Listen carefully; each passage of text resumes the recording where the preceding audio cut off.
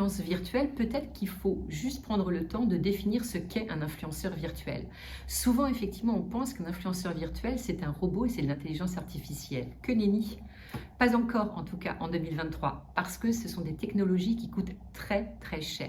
Le seul influenceur ou la seule influenceuse virtuelle que l'on connaisse véritablement aujourd'hui et qui est guidée par de l'intelligence artificielle, on va dire que c'est DongDong, un projet qui a été mené ou qui est mené par Alibaba et le Comité international olympique. Mais ce sont des moyens qui sont extrêmement importants.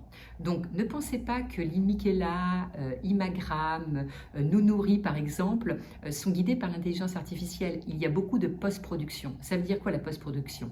Eh bien, si je vous donne juste un post de Limikela et vous regarderez, ensuite vous serez vigilant, vous verrez qu'il y a en fait une mannequin, et c'est juste la tête qui est en 3D. Et quelquefois, Limikela, effectivement, son corps, les mensurations ne sont pas tout à fait les mêmes parce qu'il doit y avoir plusieurs mannequins ou plusieurs comédiennes qui peuvent effectivement être prises en photo ou être filmées pour Limikela.